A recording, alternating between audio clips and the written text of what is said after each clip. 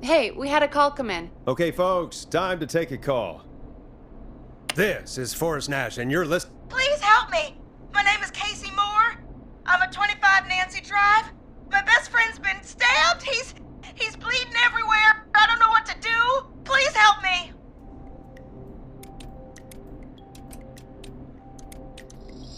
Is he still breathing? Yeah, but he's bleeding out fast. I really need help. Please. Take a breath.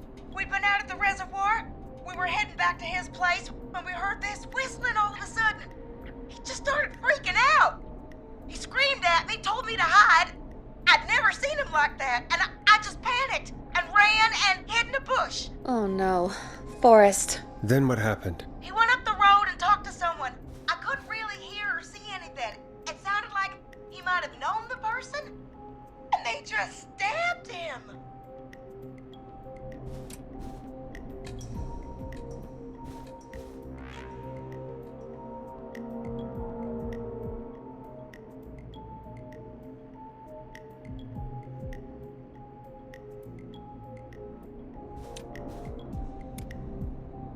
Casey, was he talking to a woman? I don't know. They had a mask and wore all black. That's all I know. Please, we need help here. I'll get you help, but I need to know.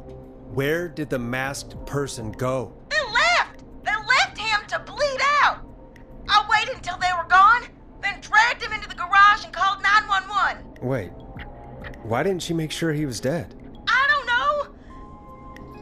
I think I heard them say something like, "It's not so funny now, is it?" Before they left, but please, he needs to get to the hospital. I can't drive, so we need an ambulance. Forrest, the ambulance was destroyed in the explosion at the gas station. You should get all the info you can. Can you tell us where your friend was stabbed? They stabbed him in the stomach, and then stabbed him again in his leg when he was on the ground, and it's... Oh, the knife is still there in his leg! What's your friend's name, Casey? It's Jason Parker. We'll be right back. Peggy, patch us through to the hospital. On it. Phoning St. Gabriel's now. Switch to line 2. Hello, St. Gabriel's Hospital. How can I help you? Hi, this is Forrest Nash from 189.16. We have a stab victim at 25 Does he have to do that every Drive time? named Jason Parker. He's been stabbed in the stomach and the leg. He's bleeding heavily. Oh, God, I'm sorry. But the ambulance is... well, you know. I know, but please, we need something, or he's going to die. Forrest, Listen, you're going to have to get him here. We need to see him, and we can't get there ourselves right now. We don't have any way to drive him right now. And even if we did, he's bleeding out fast. All right, listen. We need to buy him time to get here. That means stopping the blood first, and then finding someone to stabilize him. To stabilize him, you really need someone with first aid training. Do either of you have any? No. Me neither. Damn it. I'm really sorry about this, but I have other patients who can't wait. All I can do is talk you through the procedure as quick as I can, and then leave the rest to you. You think you can handle that? Hit me. I'm sure we can handle it. Okay, from the top. If he's bleeding out, then you need to get him comfortable and try to stem the bleeding. Lay him down. Apply continuous pressure directly to the affected areas.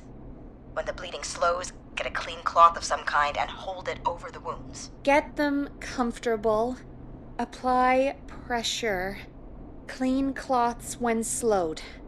Got it. I think. You said he was stabbed, right?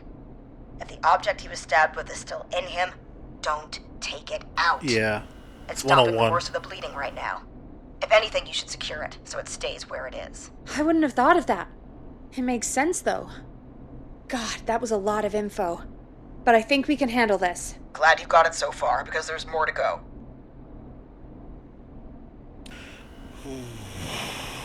Okay, keep going. I'm still with you, Doc. What else do we need to know? If he's lost a lot of blood, he may enter shock. If he does, act fast. If you applied a cloth and it's bleeding through, don't remove it. Just apply another on top of it. If it's safe, elevate his legs to get blood circulating to his vital organs. Try to keep him warm. Get him to rest and reassure him. We need the patient to stay calm. All right, don't replace bandages, elevate his legs, keep him warm and calm. This is a lot. I'm really sorry. That's as much as I can give you right now. Try to stop the bleeding. Find someone to get him stabilized and get him here as quick as you can. Good luck. All right, Forrest. Okay. Casey's still on line 1. Oh boy. I'm trying to remember most of that. Hello? Hello? Forrest, are you there? I'm here. How is Jason doing? Badly. He's still bleeding. I need help. I've been putting pressure on his stomach wound since you left, but he's still bleeding. I don't know what to do. That's good, Casey. The nurse said to do that. What about the knife in his leg? It's gotta be hell. Should I pull it out? Don't touch the knife. No, don't touch the knife. The bleeding will get worse if you pull it out. Are you sure? I'm sorry. I'm gonna stop making suggestions. No, don't worry, Casey. We're a team here. We're all going to get Jason through this. Casey, is his leg wound bleeding right now? I hate looking at that knife. Yeah, it's bleeding. His stomach is worse, though.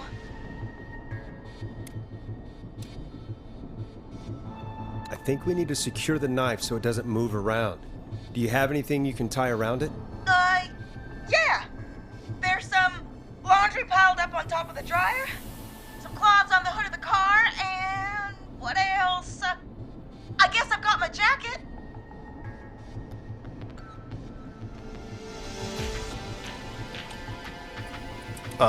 Jacket, cleaning rags, use laundry,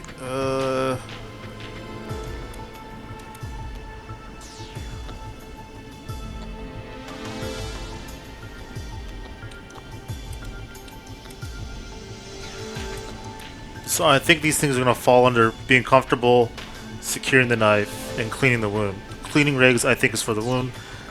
The jacket, maybe to make him more comfortable, to like put under his head. I'm going to say use laundry. I hope this is right. Look in the laundry for something like a towel or a shirt. Hold that over the wound. Okay. Looks like I'm gonna have to buy you some new whites, Jason. Here we go. I'm sorry, Jason. It's secure. I'm putting pressure on his stomach again. Oh, I'm starting to think we might make it. Forrest, can I have a word? Casey, I'm gonna have a quick word with Peggy. Keep putting that pressure on and let us know when the bleeding is under control. You're doing great. But what if something happens? We'll still be here. Just shout if you need anything, and we'll be there. I promise. Okay. I'll wait. Jason, please be okay. What's up, Peggy? We can't stay on the line with her all night. Dawn is still out there. What if other people need us? You're right. She's probably on her way to her next target right now. Exactly. And you heard the nurse. We need someone there with training who can stabilize him. He's got to get to the hospital somehow. Any suggestions, Peggy? I might. A little before you started working here, KFAM did a mandatory first aid training course. Me and Karen missed it because we were away on a producer getaway. You skipped it, didn't you? Never mind. So, how does KFAM's first aid course help us? Casey said they're at 25 Nancy Drive, right? Yeah? Why? They put up a bunch of cheap houses around there about 10 years ago. So a bunch of people here at the station live around there. Do you think any of them could help Casey and Jason? Probably, but I don't know who lives there.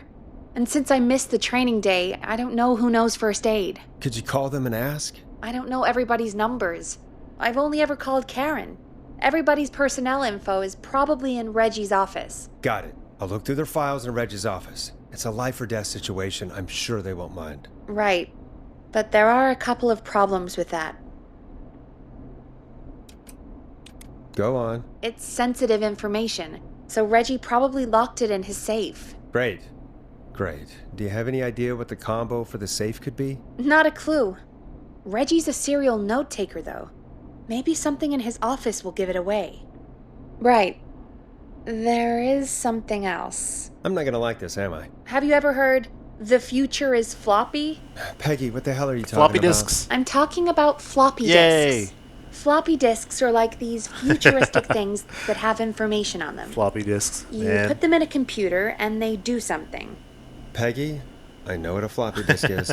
Anyway, Reggie decided that the future is floppy and started phasing out our physical records and replacing them with these floppy disks. I imagine it's the same for our personnel files. That's good to know.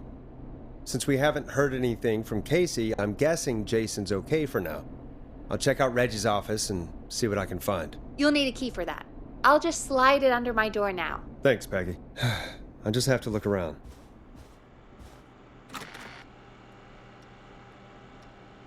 Good. I'll patch my mic down to the office so you'll hear me over the intercom.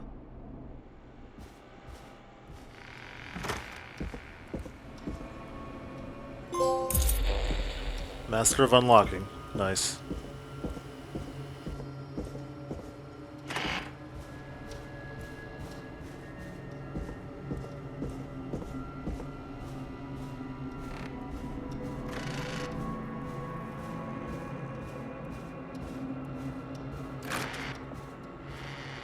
Looks like I need a 4-digit code.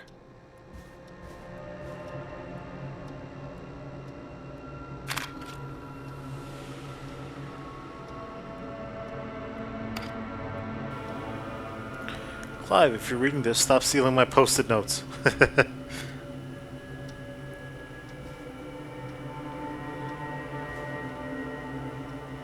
Reggie's big into like UFO stuff.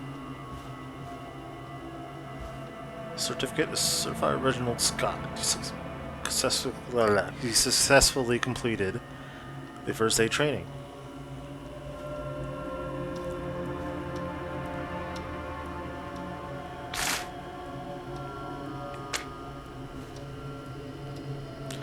Acts forever. Need to write pitch document. Good title. Bring back original protege and villain.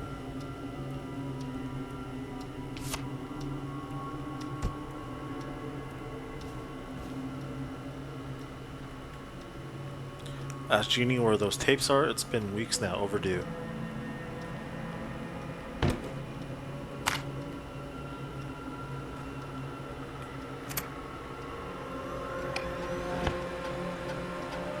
Could this be it?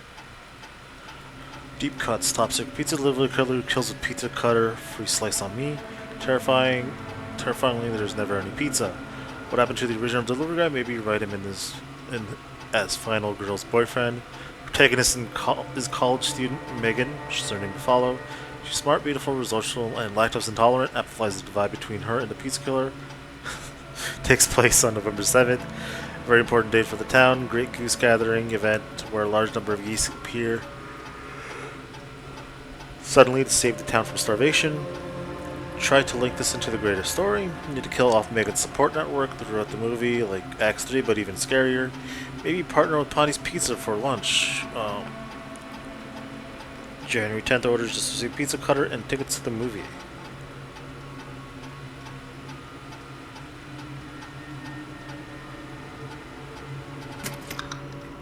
That wasn't it.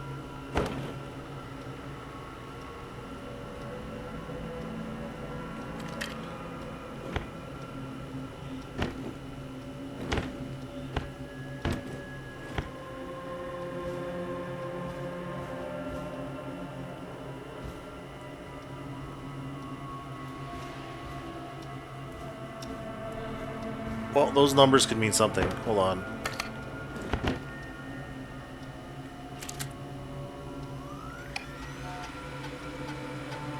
Could this be it?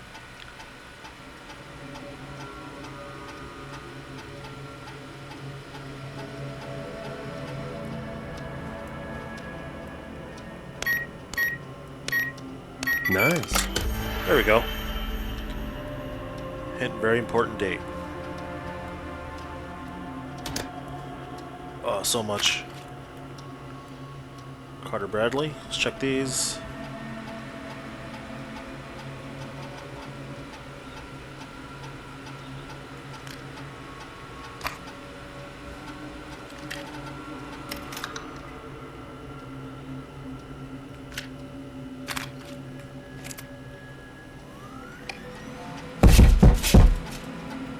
The hell was that?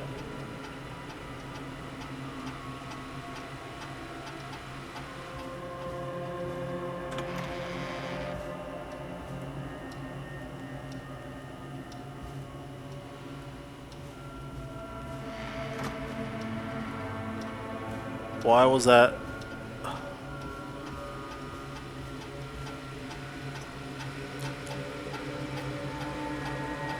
Bradley Carter, food critic. When I heard Brad as our station's food critic, people said it was crazy. We only have 3 takeout places and a diner. What's the point? To them I say, you can't be afraid to explore the darkest reaches of the unknown. Or Henderson. Bradley and Barbara seem to be spending an awful lot of time together. I don't realize she was so interested in Brad's work.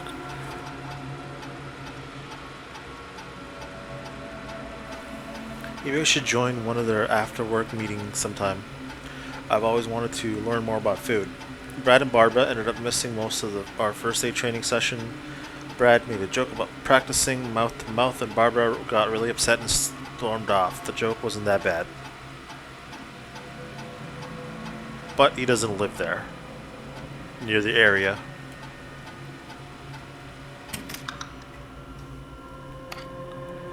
Next one. Weaver, Peggy. Oh.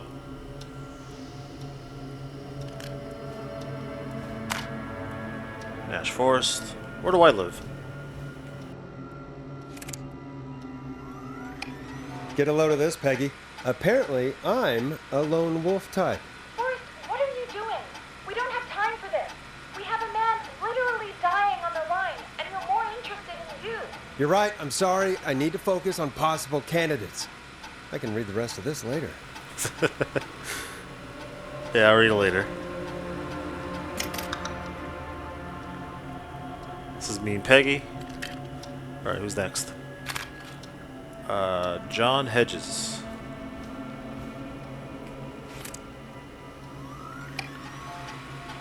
1419 Drive, John Hedges. John refused to engage with the first aid trainer during the course. I know he has a war medic, but it was station policy to send everybody regardless. John apparently has a bunch of medical equipment in his home they procured. John seems like the right guy. Is that legal? Do I need to report him? Spoke to John again about eating the free samples that Brad gets sent for his reviews. He said he'd stop, but he said that the last 3 times too. Is it un-American to reprimand a war vet? I think we got our guy, John.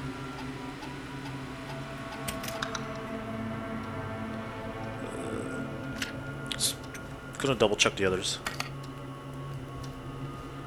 Lawson, Karen. She's on Nancy Drive as well. Karen has really stepped up her duties in recent months. She has fully taken on Hamish's show alongside the Timberline twins ever since Wes left us. Hopefully she doesn't get any ideas about being paid double. Karen has started mentoring Peggy. I think this will be really good for Peggy. They are even doing team building training getaways to improve efficiency. Alright, Karen went on the trip. She didn't. Yeah, she wasn't here.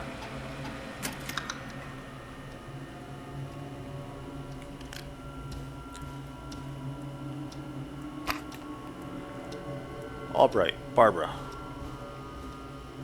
Alright, Barbara wasn't part of either. She was with Brad.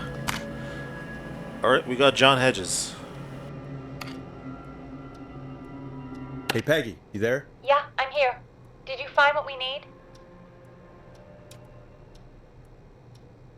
I think I know who our best bet is to help Casey and Jason. All right, good work. Who should I... Hello? Is anybody there?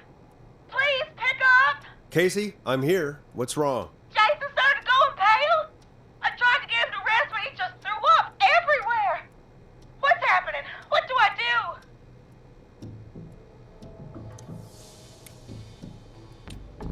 God, it sounds like he's going into shock. Casey, just stay calm. It's going to be okay. But the bleeding seemed to slow down. Did I mess up? Jason, I'm sorry. Casey, calm down. You've done everything right. I need you to listen to me, okay? For Jason. What did the nurse say to do about shock? Elevate Jason's legs. Casey, I need you to elevate Jason's legs. We need to get the blood flowing to his vital organs. Got it. Jason, stay with me. I'm just gonna move you. This might hurt. Okay. I propped his legs up on some boxes. I'm looking at my notes. We need to get Jason as warm and comfortable as possible. Do you have anything you could use nearby, Casey? Yeah. I still have some laundry next to me. I'll wrap him in some blankets. Just give me a second. Sorry. Jason's bleeding through his bandages. Should I get him new ones? Or... Oh, God. Apply an additional bandage. Don't remove the bandage. Apply another one on top of it. Do you still have something you can use? I've used the rest of the laundry to keep him warm, so... I'll use my jacket. I can always get a new one. I'll fix his bandage and get him warm. Hold on, please.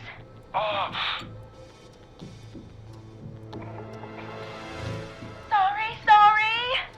I'm done. You're gonna be okay, Jason. Just relax now, okay? Forrest, I'm scared. He's not doing well. Is he gonna...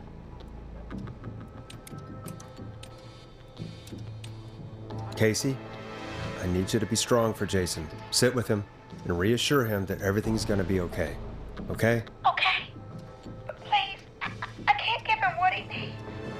Please, help. I can't lose him. All right, Forrest, we need to hurry. Jason doesn't sound like he's doing too well. You said you knew who to call earlier? Who was it? Call John Hedges. We need to call John Hedges. He lives on Nancy Drive. He didn't really participate in the first aid training, but he's a former war medic. He's probably the most trained person we have. Really? I never really spoke to him before. A war medic, huh? Yeah, and according to Reggie's notes, John keeps all of his old equipment at his house. He's something of a hoarder. All right. What's his number? 5420735. Calling now. Let's hope he picks... Who the hell is this calling me at? What time is it? John, it's Forrest Nash here at KFAM. We have an emergency and we need your help. Forrest? If this is a work emergency, then it can wait until the goddamn morning. Just leave me a note like everybody else. John, no, this is a medical emergency. A man has been stabbed by the Whistling Man, or... Never mind. He's badly hurt, and he's going to die unless we get someone to him now. The Whistling Man? What kind of joke is this? John, we're not kidding. A man is gonna die if we don't help him right now. Seriously? I haven't been called on for over 10 years. Where's the patient? What's his condition? He's at 25 Nancy Drive. I think we got his friend to stem the bleeding, but he's gone into shock. He's passed out right now. You say he was stabbed? Do you know the extent of his injuries? From what we were told, he has 2 major stab wounds. One to the stomach and one to the leg. The knife is still in his leg, and the stomach wound is open. Understood. Let me grab a few supplies and I'll head right over. Damned if he dies on my watch. Thank you, John. We'll let him know you're on your way. Good luck. Hello, Casey. Are you there? How are we doing? Bad. Jason seemed really weak and then just started thrashing. What about now? Is he still thrashing? He's passed out.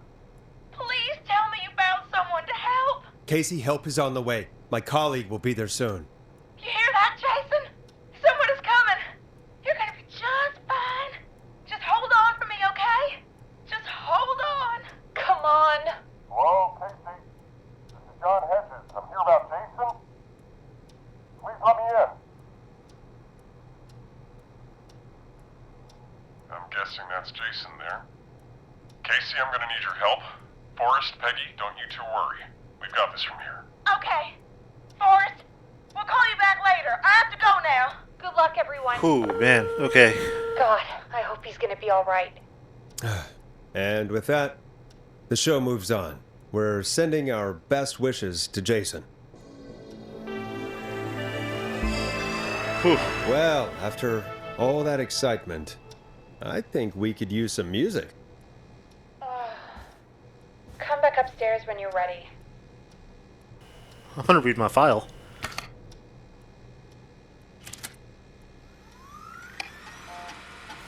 Can't believe we actually got the Forrest Nash here in Gallows Creek.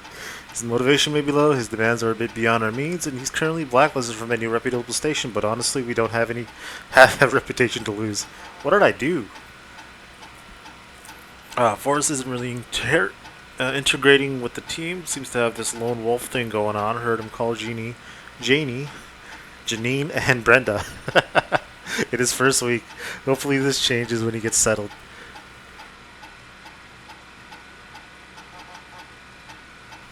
I paired Forrest with Peggy for a show. He seems to have developed a relationship of sorts pretty quickly, which is good because we sure don't have the show budget to pair him with Karen.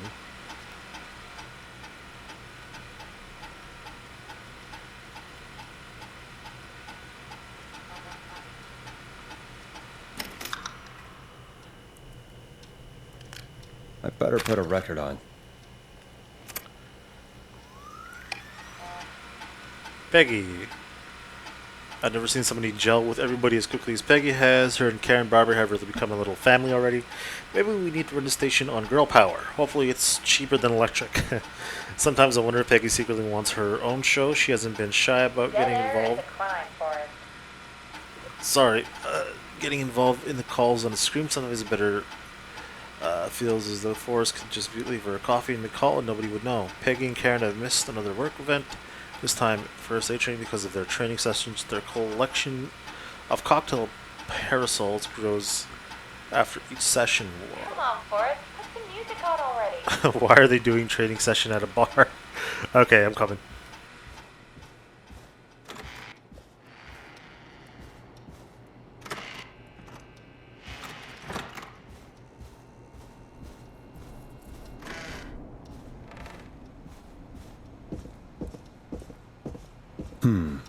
What song should I play?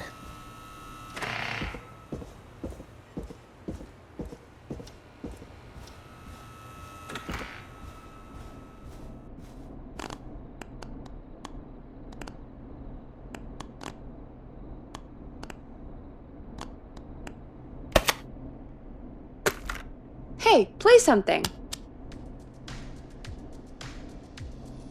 Here comes one of my favorites. It's getting pretty late. This might be your last break for the night, so try to enjoy it. Give me a buzz when you want to go back on air. Okay. Should be almost done. I read that this game could take about 5 hours to beat. I'm at about 4.5 hours or so. Haven't had a really good look at Peggy. Hi, Peggy. Killer shot.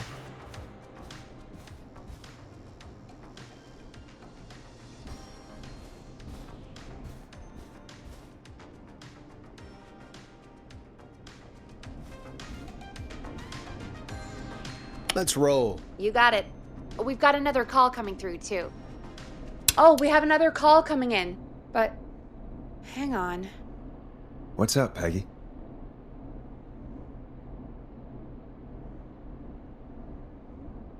Peggy? You're gonna want to take this call off the air. Who is it? Just do it. All right, folks, it's time for another track. Here's one to help you sit back and relax. We'll be right back after this. I hope this is good news, Peggy. Who have we got? Find out for yourself on line 1. Hello? Forrest! Leslie! I'm glad I got back through to you.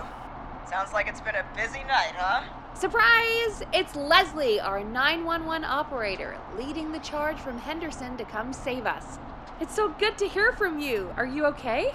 We're doing okay. Sarah and I are both happy to be headed back home. We're happy to have you too. Wait, Sarah?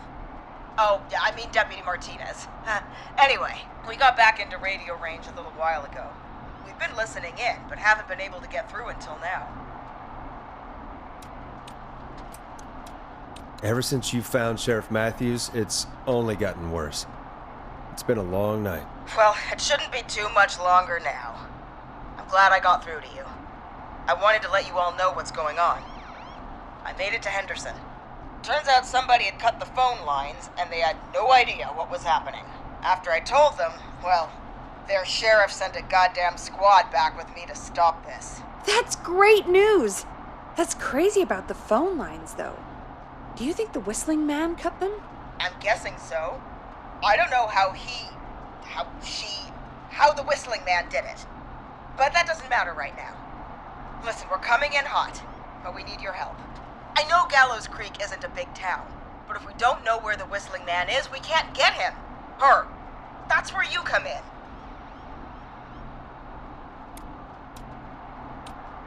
You can count on us. What do you need? It might be a long shot, but here goes. The Whistling Man already called up a few times. I bet she calls again. We're still a little ways out of town, so if she calls, stall her. Buy as much time as you can for us to get in. And while you're talking to her, try to figure out where she is. We'll be listening in, so once her location is known, we'll head straight there and end this nightmare. I'll do my best. I know you will. Heck, I can see the headlines now. Forrest Nash's interview of a lifetime. Anyway, I'll radio the other cars and tell them the plan is a go. Hopefully the next time I see you, it'll be with our killer behind bars. Take care now. We'll see you soon, Leslie. Oh, thank God. It sounds like this is almost over. We're nearly through this. I hope you're right. The sooner this is over, the better. I am right. Trust me. Anyway, we should get you back on air. Taking callers is the only way to see this through. Bringing you back live now. Welcome back to The Scream with me, Forrest Nash. The line is lit up, but before I get to our next caller, I just want to say, things are looking up. It's almost over. But for now, let's bring in our next caller. Evening, caller. This is Forrest Nash. Hello, Forrest. This is John Hedges. I'm here with Casey. I wanted to give you an update on Jason. John! Is he gonna be okay? He's a fighter. He'll be fine. Nice. We've got him stabilized and resting in a bed. Great. We're preparing to move him to the hospital. Thank you so much. If you hadn't been there, then... God, I don't even want to think about what would have happened. Of course, Casey. We're just happy he's okay. John, Casey, you two did all the work. Tell Jason to get well soon from us, whenever he's up for it. Well, why don't you tell him yourself? Oh, he's up? Is this Forrest? Jason lives. Jason! We meet at last. It's good to hear you, Jason. How are you? Oh, well, you know, I've got a hole in my stomach, and there's a knife in my leg, but John gave me something to take the edge off. So, I might feel even better than either of you. He's got that good stuff. Take it easy until you get to St. Gabriel's. I will. But, before that, I needed to call you. I'm guessing the Whistling Man is still out there?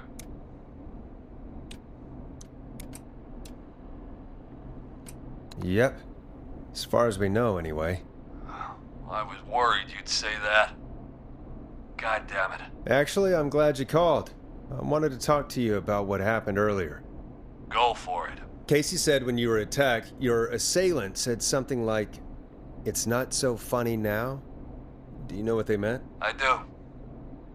And I've heard that voice every day in my head for almost 20 years. Every day. Does the killer live in Gallows Creek? No, not exactly. Hey, guys, I'm really sorry, but there's a call on the other line. I just need to make sure we don't have another situation brewing. You fill Jason in on what happened. I'll be right back. Forrest, have you ever heard of somebody called George Barrow? The boy who drowned? Sounds like everything's finally coming out now. It's been tough to hold it all in. Sounds like you've been holding back about something awful, Jason. I'm part of the reason my best friend is dead, Forrest. And the few who knew about it said if I ever said anything, I'd find myself in jail. For a long time, it was hell. And then the town just moved on. Like he'd never existed. What happened that night? I went along with the stupid prank, that's what. Whistling night. Some of the guys on the football team had an idea for a way we could haze the newcomers. We decided to plan a party in the woods and have the Whistling Man crash it. It was stupid. We each had a role. I was the stabbed friend. the party that night, I left the group for a second. Met our whistling man. Pretended to get stabbed in front of everyone. Started an almighty panic, those screams. That was the last time I saw or heard George alive. How did George die, Jason? I don't know. I was playing dead. But when I heard her scream... Her? Yeah. George's girl. Do you remember who she was? Yeah. He called her B. Oh. I heard her again tonight, Forrest. Her name was... What? Oh, damn. What happened? Are we still on air? No, we're not. Seems like the power is completely gone. How do we get it back on? I don't, we can use the emergency generator down in the basement. Reggie picked it up a while ago in case we ever needed to do an emergency broadcast. An emergency broadcast? Emergency? You know, nuclear war, alien attack, broadcast... More alien attack, he thought. So we can end this nightmare. Fair point. It's in the storage area, in the far back corner, up on the wall.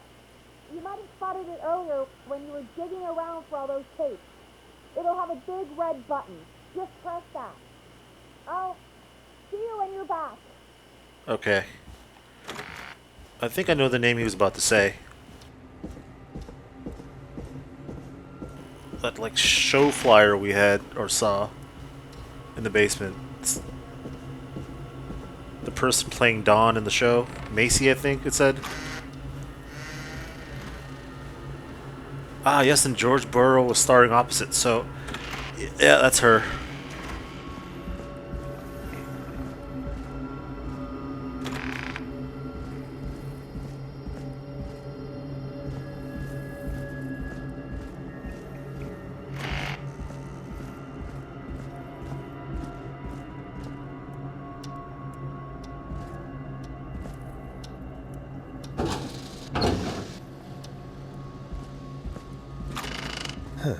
Far back corner.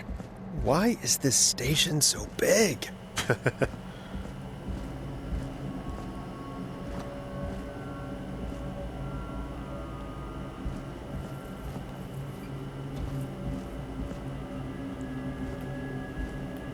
think this is must it. be it. And this is the one I was talking about.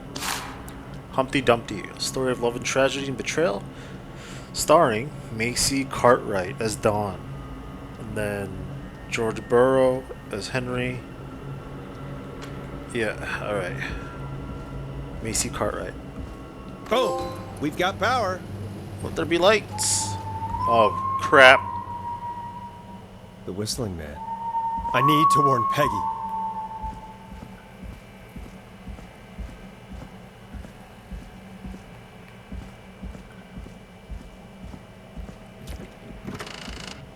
You lock me in? Shit, call Peggy. Peggy, are you there? Are you... Peggy! I need to get back upstairs. Shit, okay.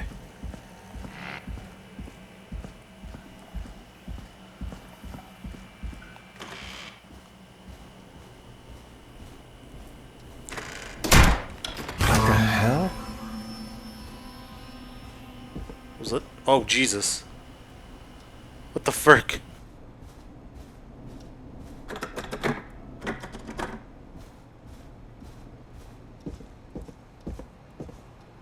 But why didn't Peggy answer, though?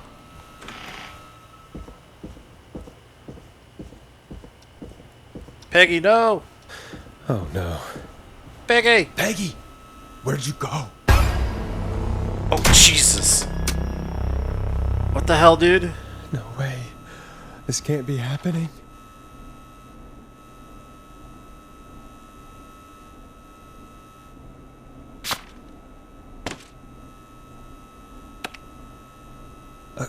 A call.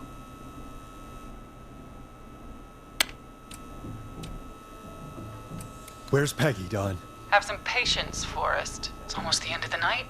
Almost the end of the show. But it's not over just yet. Got a little time still. So let's make the most of it. What do you mean? Make the most of it how? Well, Huh? I thought we'd end tonight's Whistling Man special with a special guest. The one who started it all. Let me take that out of your mouth and... You crazy bitch! Teddy, oh, Let damn. me go! Welcome to the air, Mr. What up, Junior? Teddy Gallows Jr. Wait, It's all gonna come out tonight, So this Teddy. person Your is daddy and his not money Don. saved you 20 years ago. But even if he crawled out of his coffin with all the money in the world, wait. Where the hell is Teddy? How are you talking to him if you're here with me? because I'm not there with you, Forrest, I'm here with Teddy. And if he says where that is, well, he knows he'll get it. Wait, then who am I looking at? Forrest Nash, let me introduce you and all of Gallows Creek to my boy, Henry Barrow. Ooh. Your son? You mean you... Wait, that he... Yes, Forrest. He and I had a son. So there were two whistling men tonight. Of course. That explains how you were always able to get around town so quickly. Hang on. Did you say Barrow? Then are you? Let me just get this mask off. Macy. Damn uncomfortable thing. No wonder Mooney went crazy wearing this. Mooney. There we go. Marie Campbell? Marie? George's old girl. Oh. Well. I got the wrong name then. Sure has been years since I last saw. Oh, God damn it. Marie Campbell. So, not Dawn, huh? No, not Don. What are you going to... Everyone's gonna know now what Teddy did. He killed George that night. This night. 20 years ago. Listen to me. You... You're gonna talk when I talk to you. And not a moment before. Meanwhile, Forrest, I'm gonna give you the chance to talk. You're gonna help me reveal what really happened to George all those years ago. Okay, Marie. I'll do it. Good. Then let's talk about the night George was murdered. Murdered? Listen, Teddy. Yeah. Oh god. I That, said you speak that last when one you're sounded spoken bad. to. Now, I know you've done some good work tonight in piecing together what happened to George 20 years ago, and that's why I want you to interview us. Interview you. All right, I can do that. Thank you. I want you to help me and Teddy tell the story, Forrest. Do a good job. And hell, you might be the only one to leave here alive.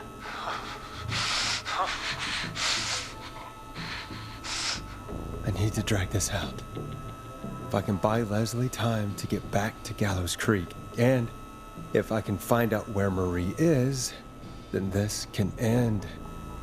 Teddy, we'll start with you. Just, talk me through what happened that night. How did it start? How would I know? It was 20 years ago. Oh shit.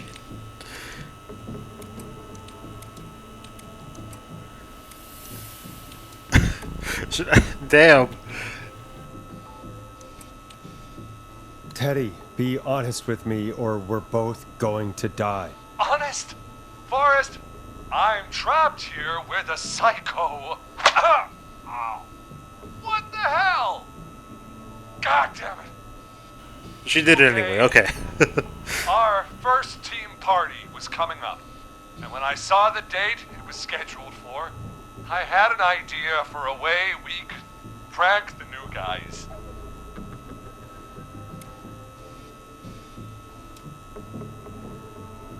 What made that night special? That was the night Mooney went missing. We couldn't pass it up. I was just surprised no one had ever thought to do it before. Wait. You mean this was the first whistling night? Keep talking, Teddy. We went up near Whistling Point. God, who was there? Me, Jason, and George, of course. But George didn't come alone. He brought Marie. About midway through the night, we put the prank into action. We looked up at the trees and saw Jason there, bloody, like he'd just been stabbed. And the Whistling Man, screaming. George and I and Ricky, we got left behind. Wait. Ricky was there? Roller Ricky? He was. And he was in on the whole thing.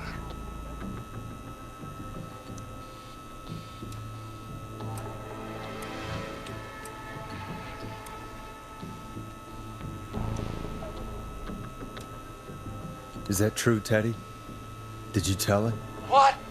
No, he... You two were as close as anybody. I don't believe for a second you didn't tell him. If Ricky had told us, if he just told us, he and George would both be alive still. Well, if Ricky weren't dead, we could have heard his side of the story. It was just a stupid prank. How can you still say it was just a prank? Oh, come on. God damn it. You made George think Jason had been murdered. He thought his best friend was dead. And so tonight you stabbed him for real? It's the role he wanted to play. Jason's still alive, Marie. He was with a friend. We talked her through how to stop the bleeding and got him professional help just in time. Oh. Well, shame he didn't have the good sense to die earlier. He's gonna regret that. Enough about him.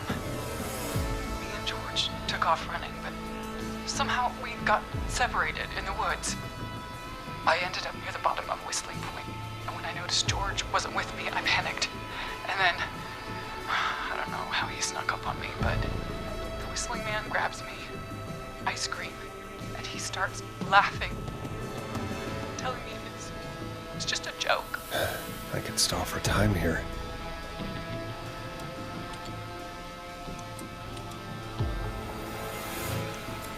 Trying to think of questions that will take a long time to answer. Like adding additional stuff to the story that's really not needed. How did you feel in that moment? I felt like nothing was real. I felt small and confused. And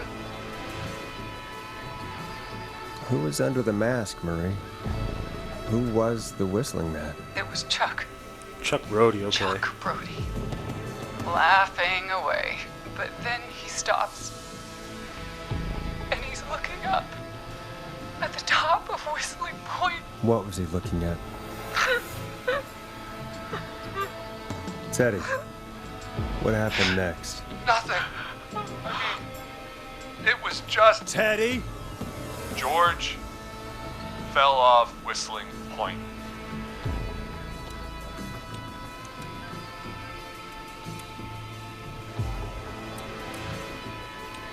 Where were you when it happened? You pushed him. You were up there. You were dressed as the Whistling Man too, and I didn't push him, god damn it. I just chased him up there and he kept backing up. When I saw he was about to go over, I reached out. That's what you saw. you liar. It's not my fault. He didn't know it was a joke.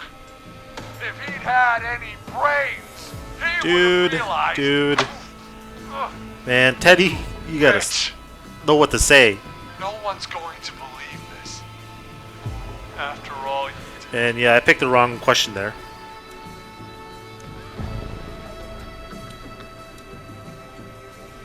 Even if you didn't push him, you still chased him to his death. I can't be blamed for someone not getting a joke. Ugh. Stop Marie saying would it's a joke, disagree. dude. But if you really felt that way, why the cover-up?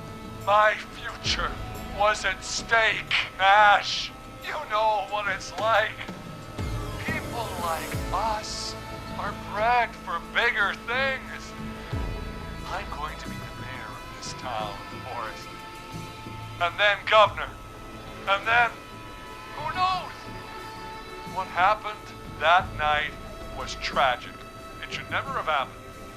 But it was a mistake. It was just a stupid joke gone wrong. So Could have been on my YouTube. father sent Clive out to clean it up. Why should a blip ruin my future? George was a blip. Jeez. He wasn't a blip, Marie. His father covered it up from there.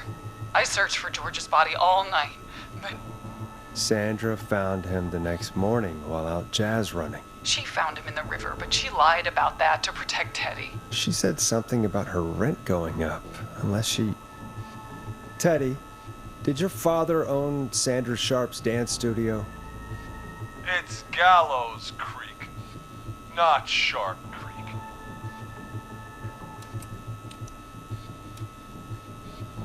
I take it that's a yes? Yes, okay. We own most of the town. That's it then.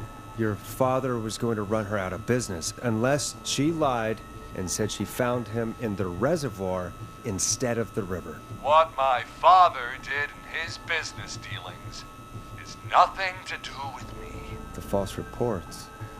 That's why you killed Sheriff Matthews too, isn't it, Maria? Not just to get him out of the way, but... Everyone was in on it, Forrest. Even the coroner wrote a fake report. Said George was drinking, that he just got himself into trouble. And I saw. I'm sorry. For all it's worth, Virginia didn't have much of a choice. She had a sick sister whose treatments she couldn't afford. She played along with the gallows to save her sister's life.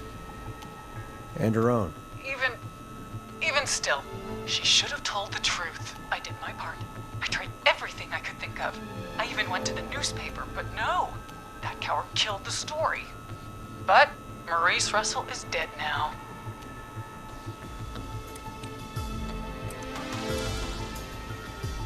When will the killing end, Marie? End?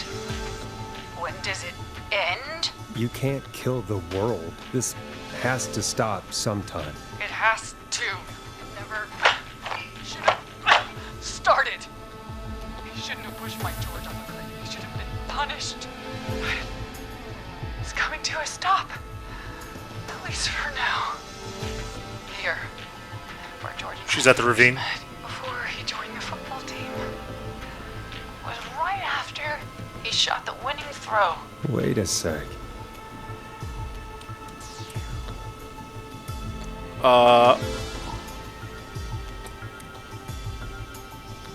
You're at the football field. Jesus Christ! Forrest, idiot!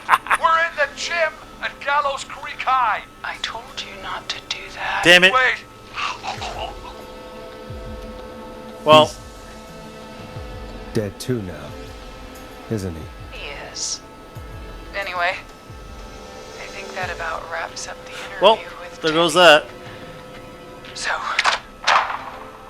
Marie, where? Oh my God, Peggy! Teddy.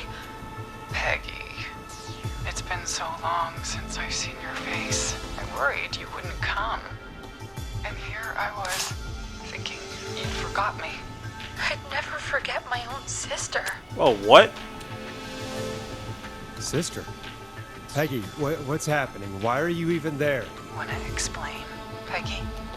Earlier, while you were speaking to Jason, I got a call. Do you remember? Well, it was from Dawn. She said that my sister Marie was there that night George died, and that I should come to the gym for a reunion. And when you walked in, you found out. That my sister is the Whistling Man.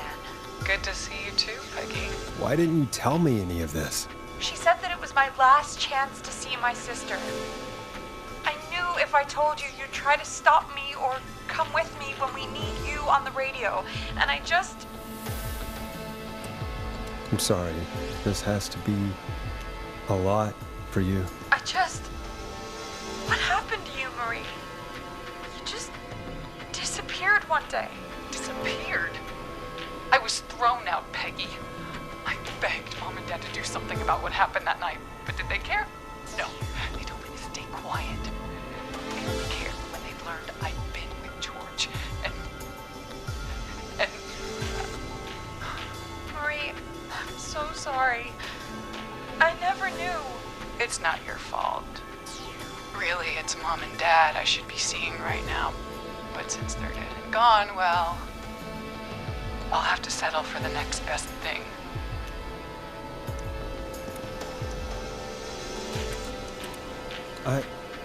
Wait. Is that why you went after that kid in the maze? Eugene Stein? Because his parents? That's right. Eugene's parents were there that night, too. But they got themselves killed in a bus accident. Oh, And since only okay. their child was left. Marie, please. Mom and Dad are gone, Peggy. Besides, you forgot me.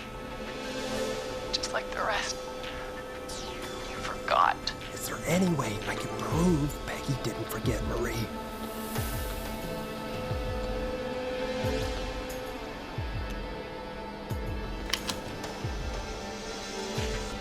Marie, Peggy never forgot about you. Keep your mouth shut. She kept a card from you. She kept it here on her desk. What card? The card you made me for my 8th birthday. What does it say then? Happy birthday, Peg. Now you're great and 8. Love, M.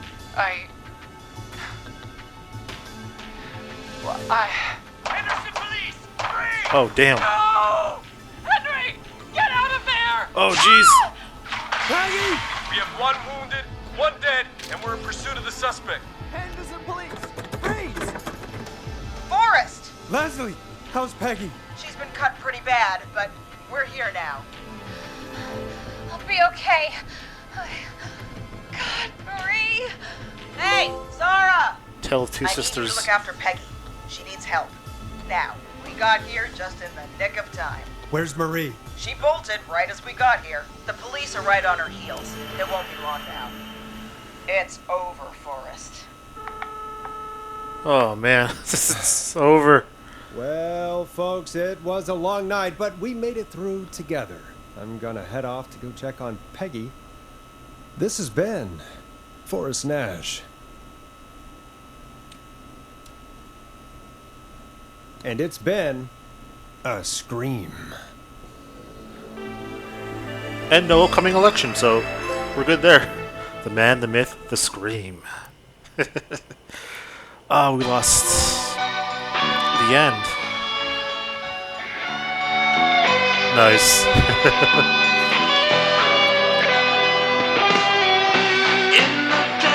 my god. Hey, just a quick post commentary here, but first things first, just let this play. This is Officer Trout. Come in. One suspect is in custody. We've trailed the other suspect into the nearby woods. Okay, this shouldn't be an update for a while. But just my quick thoughts. We lost a few people here, but we saved more than we killed, or got killed. So our KD is over 1, which I'm fine with. I'm playing through again, trying to save everybody. I might probably gonna stop after that. Platinum looks a bit easy, but I'm lazy. But anyways, I had a lot of fun with this. I really didn't talk much during the playthrough, but well, because they did all the talking. Voice acting was great. The characters were fun. Forrest Nash, Peggy, and plus the people that called in. It was just all around fun. Just had a good laugh, and I like the aspect of people calling over the radio to be saved. We have to get all the information they have to incorporate into our plan on how to get them the hell out of there from the Whistling Man. The ones I liked the most were the maze. The maze was fun to do. The kids, the teens, and their little stats pages was also great to incorporate into this. Even though I got one killed, but still got the main character out alive. But yeah, I just love this. I like the way the game looks a lot, and I enjoyed my time with it. I hope you guys did too. That's pretty much all I have to say. If you enjoyed, please leave a like and subscribe. Be cool, stay safe, and have a good day. I already have another playthrough being recorded, and that'll be up maybe in a day or two. But yeah, keep an eye out. We have the suspect cornered at the top of Whistling Point.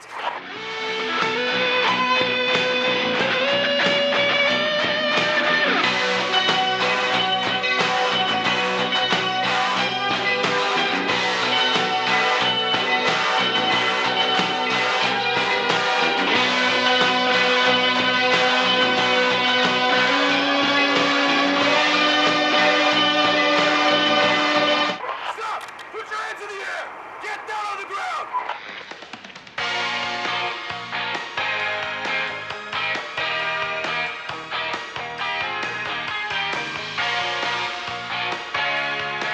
Don't move!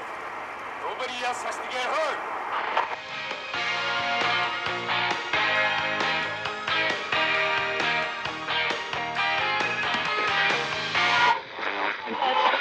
No, stop! Suspect has jumped!